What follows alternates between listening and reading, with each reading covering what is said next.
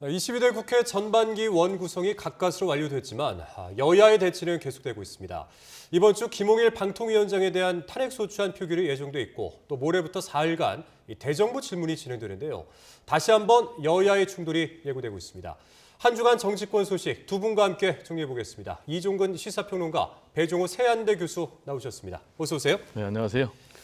자, 오늘은 이 원구성 문제부터 한번 살펴보겠습니다. 지난 한 달여 동안 그야말로 지지부진하게 진행이 됐던 22대 국회 원구성 문제가 드디어 마무리가 됐는데 이 결과적으로는 11대 7 의석수 비율로 위원장이 선출이 된 겁니다. 이 결과 어떻게 평가하십니까? 당연히 의석수 비율대로 이제 배분이 된 건데요. 28일 걸렸거든요. 그러려면은 왜 이렇게 많은 시간이 소요가 됐을까라는 좀 생각이 듭니다. 아시겠지만 이제 우리나라 국회는 원 구성 때마다 진통을 겪어가지고요. 평균 원 구성에 소요되는 시간이 한 40여일 정도 되거든요. 그때마다 핵심 쟁점이 결국 법사위원장 자리를 누가 가져가느냐라는 문제인데요. 이번에도 역시 마찬가지였거든요. 이번에는 이제 민주당이 총선에서 대승을 하니까 법사위원장에다가 운영위원장 자리 그리고 또 과방위원장 자리까지 가져가겠다라면서 이제 진통을 했는데 28일까지 소요하면서 결국 이제 양보할 거면 애초에 그냥 흔쾌히 양보했으면 오히려 집권당의 태도에 대해서 국민들에게 지지를 받지 않았을까라는 이제 아쉬움이 들고 두 번째로는 국회 원구성 때마다 법사위원장 가지고 이렇게 큰 진통을 겪는데 왜 세월이 흘러도 근본적인 해결책을 내놓지 않느냐. 이번에도 마찬가지예요. 원구성은 됐지만은 법사위 문제가 해결이 안 됐거든요. 그러면 근원적인 해결을 하지 않는다면은 이제 하반기 원구성 때도 이 문제 가지고 또 싸운다는 얘기고 23대 국회, 24대 국회도 계속 싸운다는 얘기이기 때문에 이번에는 제가 볼 때는 좀 근본적인 법사위 운영에 대한 제도 개혁이 좀 필요하다라는 좀 말씀을 드리고 싶습니다. 여당이 처음부터 통 크게 양보를 했으면 어땠을까 이렇게 생각한다 말씀하셨는데 사실 국민의힘 내부에서도 마지막까지 이 7석을 수용하느냐 아니면 하지 말아야 하느냐 이 문제를 가지고 격론이 좀 펼쳐진 것으로 전해졌거든요. 물론 이제 운영위와 법사위는 못 가져왔지만 결국 이 7석을 수용한 것으로 결론 난 배경은 어디 있다고 보십니까? 일단 집권 여당이니까 너무 오랫동안 국회를 비워둘 수 없다라는 것, 그리고 108석이니까 사실 할 수 있는 것은 없는 것이죠.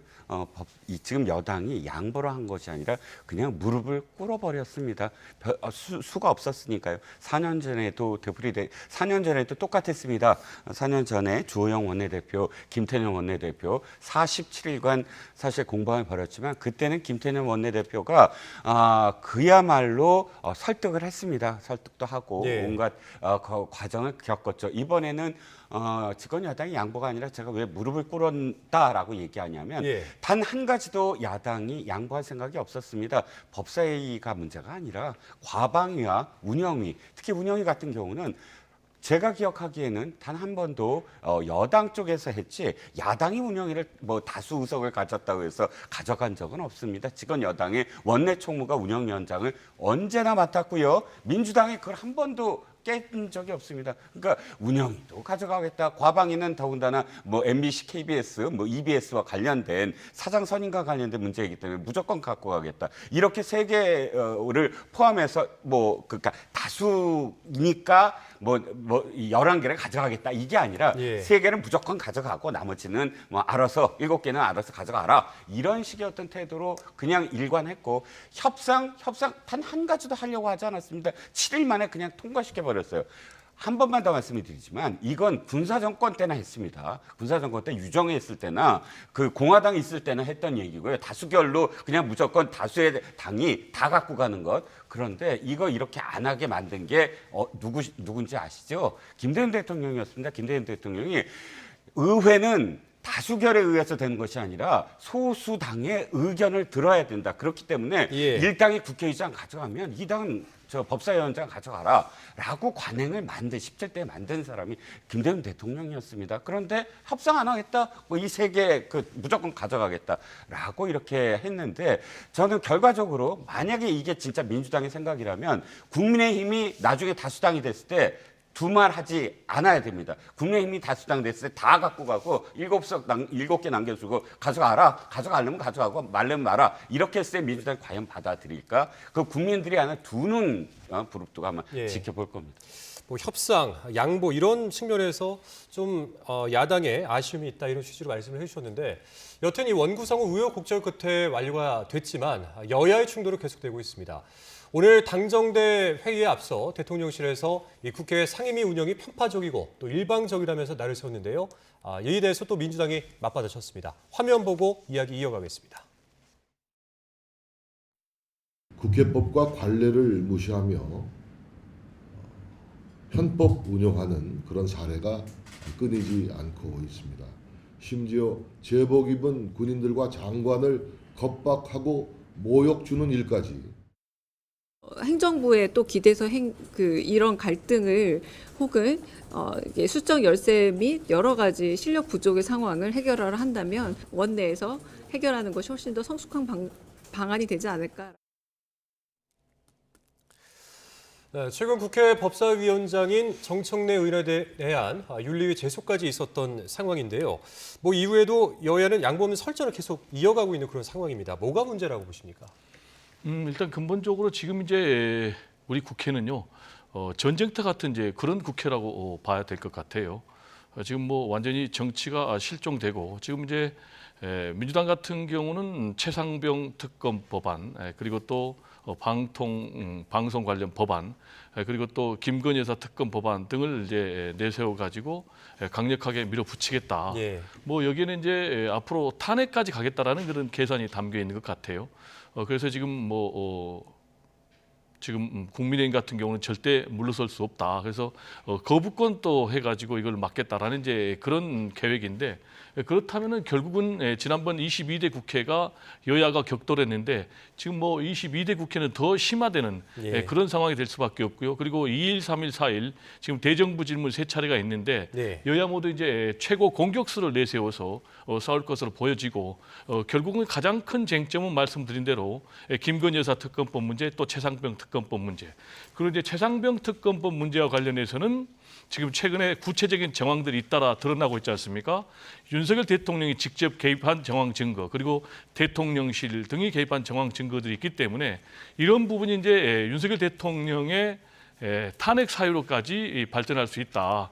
구체적인 사실로 드러난다면 그러면서 이제 탄핵의 고삐까지도 제일 가능성이 있기 때문에 제가 볼 때는 여야 격돌이 더 심각해지지 않을까 이렇게 전망이 됩니다. 예, 뭐 21대 국회에 이어서 22대 국회도 더 이 격돌이 심해질 수 있다 이렇게 말씀을 해주셨는데 사실 상황이 이러다 보니까 국회 상임위가 의원들 간의 말다툼의 장이 되고 있다 이런 비판이 좀 나오고 있거든요. 그렇죠.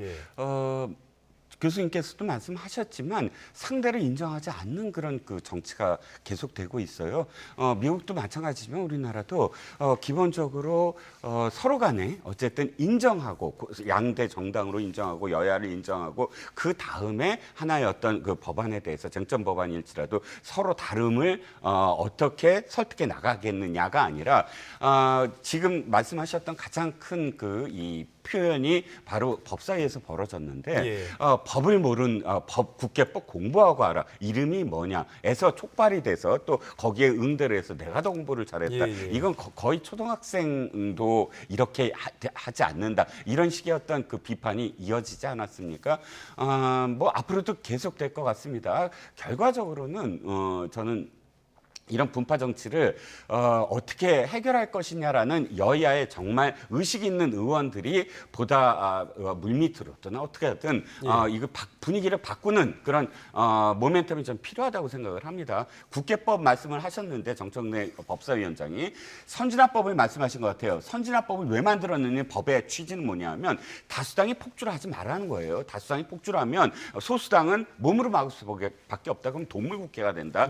그러므로 선진화법의 많은 내용이 수구이하라는 거거든요. 숙려 기간을 갖고 서로 타협하라. 그런데 지금 그걸 잘못 이해하고 무조건 다수당이니까 우리가 알아서 한다. 의사봉을 휘두르기만 하면 된다. 당신 뭐냐? 나는 당신을 내쫓을 수 있다. 이런 협박으로 위원장이 일관한다면 법 상임위가 제대로 돌아가겠습니까? 일단 상대를 인정하는 그런 정치로 되돌아가야 된다라는 생각입니다. 아까 이제 일단, 배 교수님께서 잠깐 언급을 해주셨는데 이 여야의 대치가 좀 계속될 것으로 보입니다. 이유는 이제 7월 2일부터 4일간 대정부 질문이 또 예정돼 있기 때문인데 여야가 대치할 만한 현안 어떤 것들이 좀 있을지 짚어주실 수 있으실까요? 일단 말씀드린 대로 첫 번째 날 정치, 외교, 안보 이 분야에서는 이제 최상병 특검법이 가장 핫한 이슈가 될 것으로 보여집니다. 예. 아까 말씀드린 대로 대통령과 또 대통령실이 개입한 구체적인 정황 증거들이 계속 나오고 있기 때문에 이 부분에 대해서 강하게 야권에서는 이제 질타, 추궁이 이어질 것으로 보여지고 여기에 대해서 지금 또 국민의힘은 방패 역할을 할 수밖에 없기 때문에 불꽃 튀는 대결이 불가피해질 것으로 보여지고요. 그리고 이제 경제 분야 관련해서는 역시 이제 최근에 고금리, 고물가, 예. 또 고환율 때문에 민생이 굉장히 어렵지 않습니까? 그래서 이 부분에 대해서 구체적인 정부의 대책을 요구할 것 같고요. 그러면서 이제 지금 민주당에서 주장하고 있는 것이 민생회복 지원금을 얘기를 하고 있지 않습니까? 그래서 이 부분에 대한 요구가 강도 높게 있을 것 같고요. 또 지금 세수 결손이 굉장히 심각합니다. 지난해 이제 56조 있었는데 지금 올해도 지금 뭐 상반기에는 한 10조 정도 세수 결손, 그리고 더 나아가서 하반기에는 이제 총 통틀어서 한 20조 정도 세수 결손이 우려가 되니까 이 부분에 대해서도 지금 강력하게 민주당에서 특히 이제 여권에서는 뭐 상속세를 좀 인하한다라든지 이런 이제 세수가 좀 줄어드는 그런 정책을 하고 있기 때문에 이 부분에 대한 좀 질타가 있을 것으로 그렇게 전망이 됩니다. 그럼 이 중에서 이제 야당이 가장 좀 화력을 모으고 있는 현안은 뭐라고 보세요? 아까 말씀드린 대로 최상병 특검법. 왜냐하면 이제 최상병 특검법 같은 경우는 역시 이제 국민 여론이 강력하게 받쳐주고 있지 않습니까? 60% 이상이 특검법이 필요하다라는 이제 그런 입장. 여기에다가 또 최근에 한동훈 지금 가장 유력한 국민의힘의 당권 주자입니다. 근데 이 한동훈 후보가 윤석열 대통령과의 차별화 전략에 따라서 지금 뭐 제3자 추천 방식으로 이 최상병 특검법안을 받을 수 있다라는 이제 그런 입장을 밝혔기 때문에요.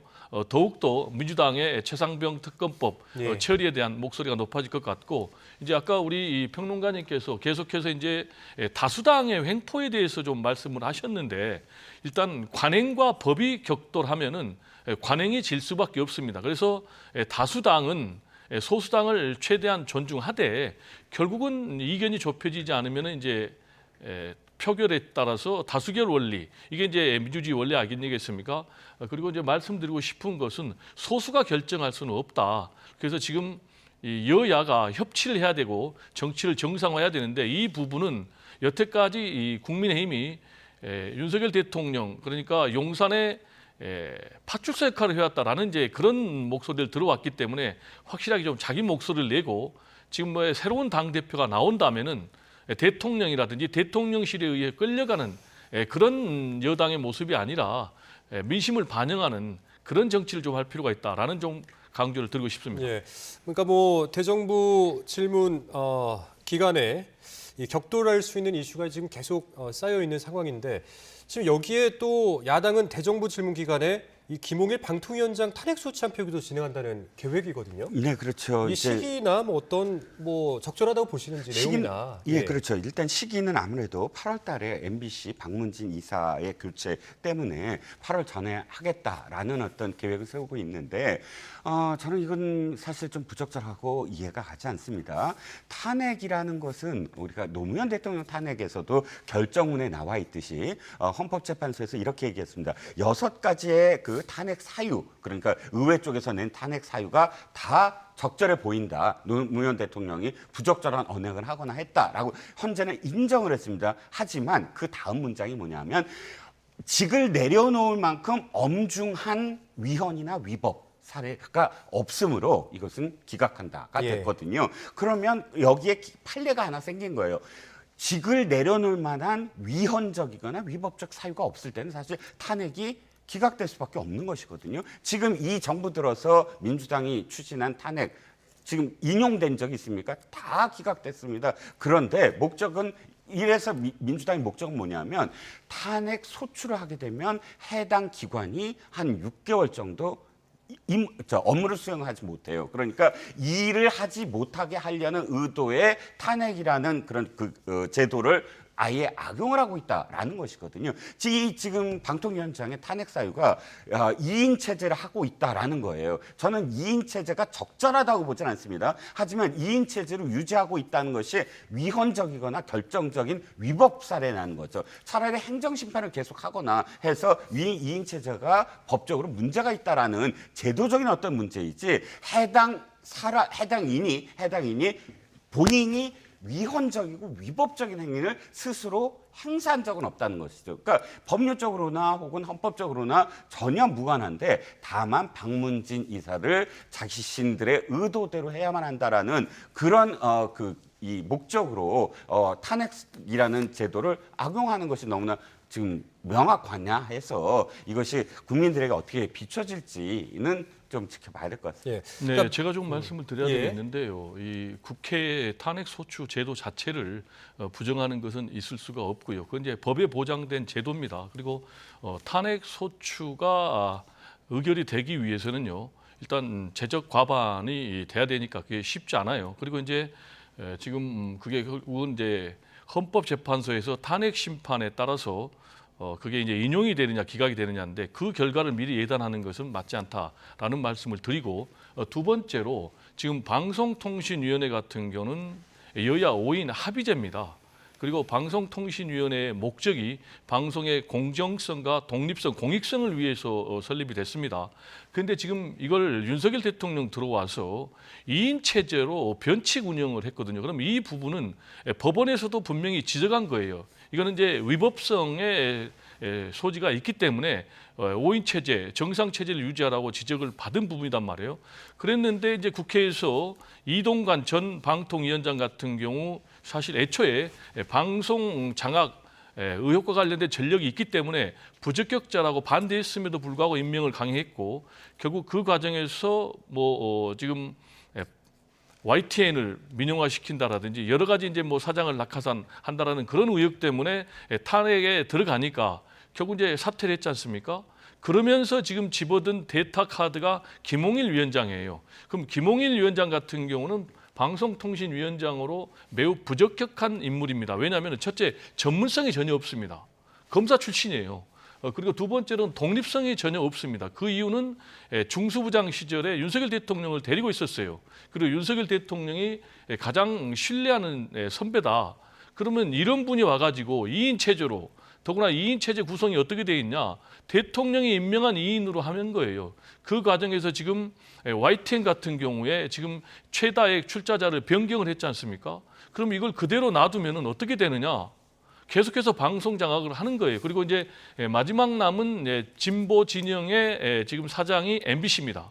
그러면 결국 2인 체제에서 또 하는 거예요. 그러니까 지금 민주당과 야당에서 탄핵 절차 들어가니까 지금 또 이걸 변칙적으로 바로 또 선임 계획을 발표를 해가지고 또 MBC 박문진 이사를 바꾸겠다는 거 아니겠습니까? 그럼 왜 바꾸겠느냐? 결국 박문진 이사를 바꿔서 현재 민주 진보 진영에서 선택이 됐던 MBC 사장을 바꾸겠다. 그래서 MBC를 장악하겠다.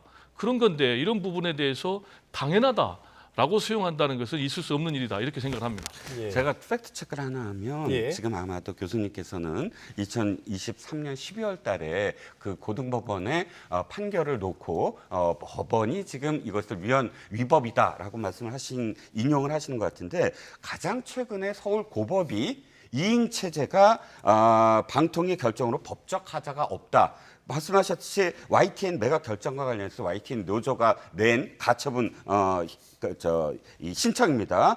소송 기각 결정을 하는 이유가 바로 2인 체제가 법적 하자가 없다고 고등법원에서 얘기했습니다. 그러니까 이것을 갖고 법원에서 이건 위법이다라고 지적하시는 건 팩트체크 상으로는 좀 안 맞는 것 같고요. 두 번째, 민영화된 것입니다. 이거 지금 낙하산으로 어떤 기업을 YTN에 지금 내세워서 어떤 진영으로 편향성 있게 한 게 아니라 지금 민영화한 것이거든요. 민영화를 마치 어떤 편향성 있게 그것을 등가한다는 건 제가 이해가 가지 않는 게 SBS가 그러면 민영방송입니다. SBS 민영방송이 어느 편을 들던가요? 그래서 비난을 받고 있나요? 그렇진 않거든요. 같이 민영화가 악인 것처럼 이렇게 몰아가는 건 저는 그것이 왜 그렇게 그 정치적 편향성으로 민영화를 등가시켜야 되는지가 이해가 가지 않습니다. 예. 제가 짧게 저희가 이제 반론하면요. 준비된 주제가 좀 많이 있기 때문에 네, 한마디만 여기까지. 하겠습니다. 예. 방송통신위원회는 5인 체제가 정상입니다.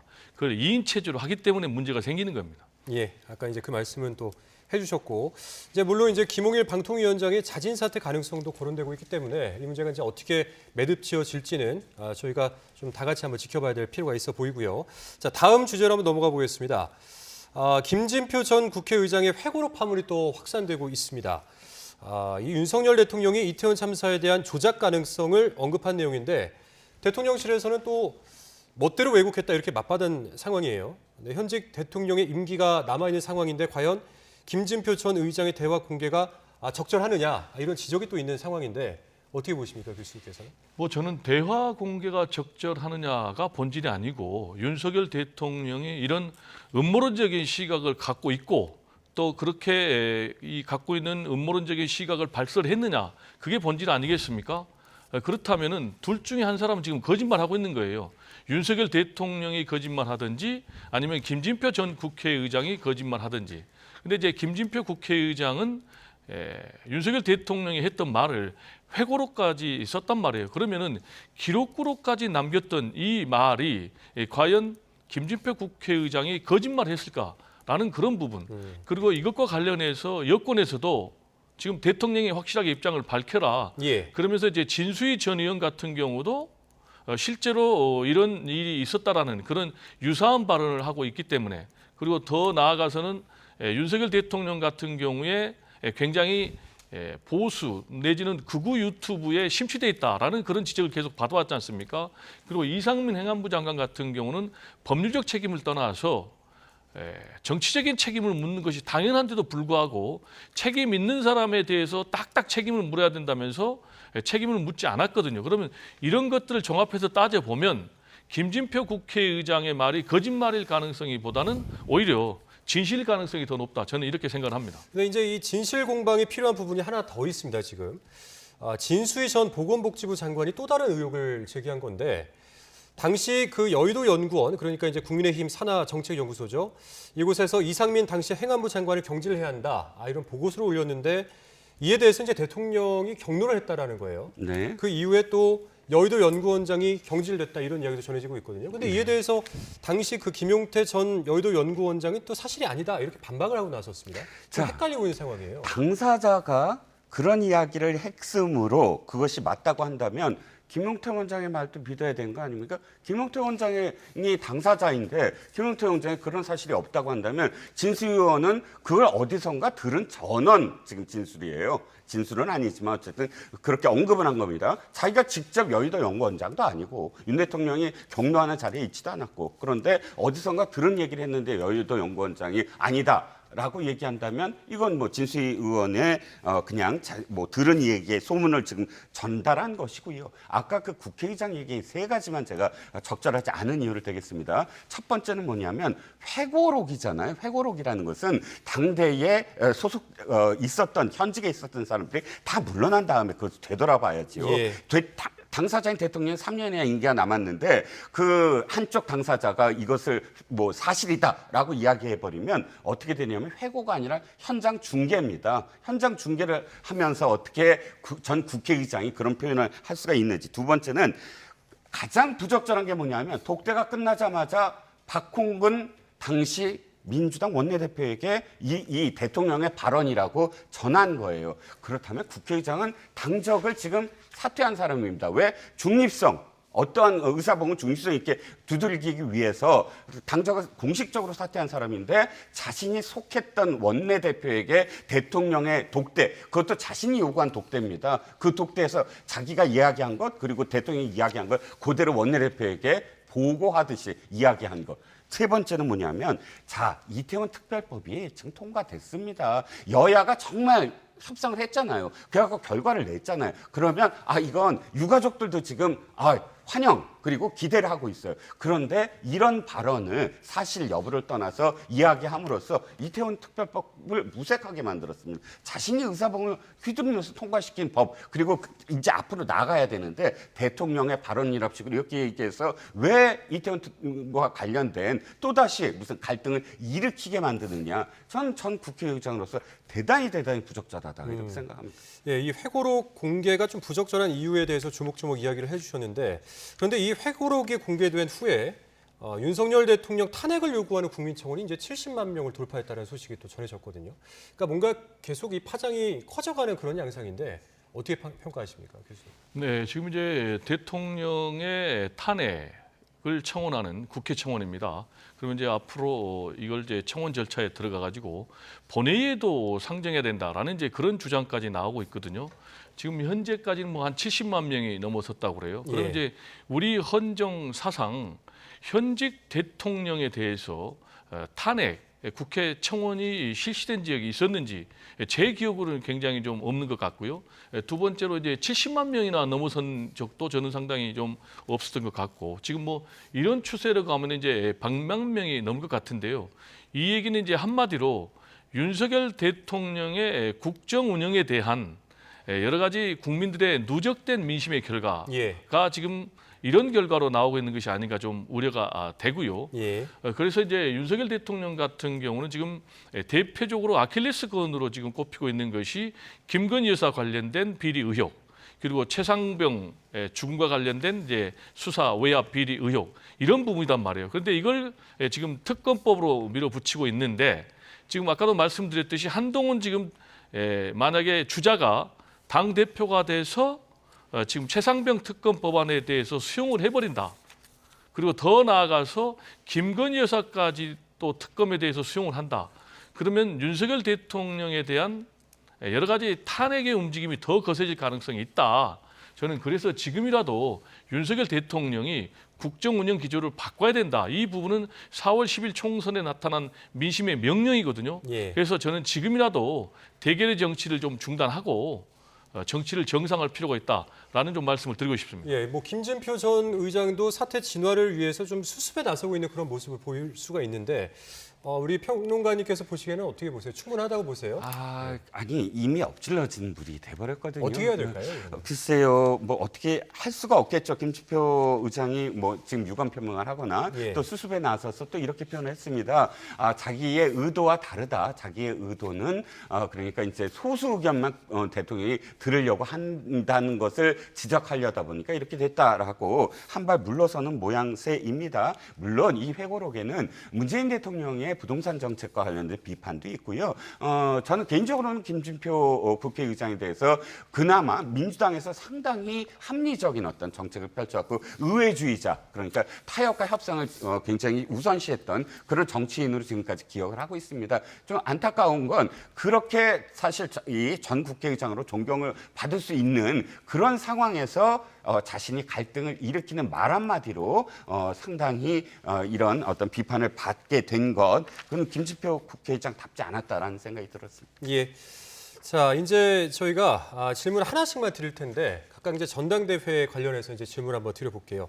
먼저 이제 민주당 전대 상황 한번 짚어보겠습니다. 이재명 대표가 연임을 위해서 대표직 사퇴를 선언한 뒤에 어차피 대표는 이재명이다 이런 기류가 좀 더 강해지고 있는 그런 상황인데 이런 분석도 있고 김두관 전 의원이 대표직 출마를 현재 검토 중이지만은 이재명 대선을 꺾기는 좀 역부족일 것이다 이런 관측이 나오고 있거든요. 전체적으로 이 판세를 한번 분석을 해주신다면 어떤 말씀 해주실 수 있을까요? 네, 민주당 당 대표 선거와 관련해서는 판세 분석할 이유가 없는 거죠. 네, 지금 김두관 전 의원까지 지금 출마를 저울질한다라는 보도가 나오고 있는데 그 전에 이제 5선에 이인영 의원 또 3선에 전재수 의원이 있었는데 이분들 얘기가 지금 다시 사라진 걸 보면 네. 두 분 다 출마 저울질을 포기한 것 같아요. 그러면 이제 김두관 전 의원이 출마를 할 것인가 말 것인가의 문제가 남아 있는데 출마할 가능성이 그렇게 높아 보이지는 않고 또 문제는 출마한다고 해도 전혀 변수가 되지 않는다. 그래서 최근에 이제 언론 보도를 보면 어대명에서 이제 확대명이라는 단어까지 나왔더라고요. 확실하게 대표는 이재명이다. 그래서 제가 볼 때는 뭐 누가 나오든지 간에 네. 전혀 제가 볼 때는 변수가 되지 않고 지금 이재명 일극 체제를 뭐 보수 여권에서는 굉장히 질타를 합니다만은 이재명 일극 체제라고 한다면은 이재명의 강력한 이 리더십과 장악력이 어디서 나왔느냐? 예. 결국은 윤석열 대통령의 폭정에서 나왔다라는 말씀을 좀 드리고 싶고요. 지금 이제 전당대회는 제가 이제 마치고 또 이제 보수 전당대회는 예, 예. 우리 평론가님이 하셔야 되는 상황이죠. 예, 뭐 민주당 판세 분석은 뭐 필요가 없을 것이다 이제 말씀해 주셨는데, 자, 국민의힘 전당대회 소식 한번 보겠습니다. 지금 뭐 4명의 후보가 나선 상황인데 1대3 구도로 전개가 되고 있습니다. 뭐 여론조사상 우위를 보이는 그 한동훈 전 위원장, 그렇기 때문에 한동훈 대 비한동훈 이런 구도가 지금 형성되고 있는 상황이거든요. 전당대회 구도와 판세, 뭐 혹은 뭐 변수가 될 만한 것은 뭐가 있을지, 뭐 이런 것들 한번 짚어주시죠. 일단 지금 이 구도 자체가 한동훈 비대위원장이 노린 구도 같아요. 자기가 이 최혜병 특검법과 관련해서 전향적인 섞인 자세를 보이겠다라고 한 순간부터 1대3이 돼버렸거든요. 그러니까 자신이 만든 구도가 자신의 의도대로 되고 있는 건 맞아요. 하지만 이것이 점점 더 이제 시간이 지날수록 비윤, 그러니까 한동훈의 그런 포지셔닝이 상당히 불리해지고 있는 것도 맞습니다. 왜냐하면 한동훈 비대위원장, 한동훈 후보와 관련된 온갖 또 네거티브가 이번 주, 그러니까 지난주 말부터 굉장히 심해졌거든요. 예. 그렇기 때문에 변수라고 생각하는 건 대통령실과 관련된 문제들이 계속 부각될 거예요. 특히 아까 교수님께서도 지적하셨듯이 김건희 여사와 관련된 문제들이 이제 대정부 질문에서 쏟아질 때 이것이 후보들이 언급하는 순간부터 또다시 이제 한동훈 비대위원장이 한동훈 후보에게 입장을 밝혀라라고 예. 했을 때 한동훈 후보가 어떻게 나오느냐에 따라서 상당히 또 출렁거림이 있을 수 있다고 생각을 합니다. 알겠습니다. 자, 한 주간의 정치권 소식 여기까지 듣겠습니다. 자, 이종근 시사평론가, 배종호 세한대 교수와 함께 이야기 나눠봤습니다. 오늘 말씀 고맙습니다. 네, 감사합니다.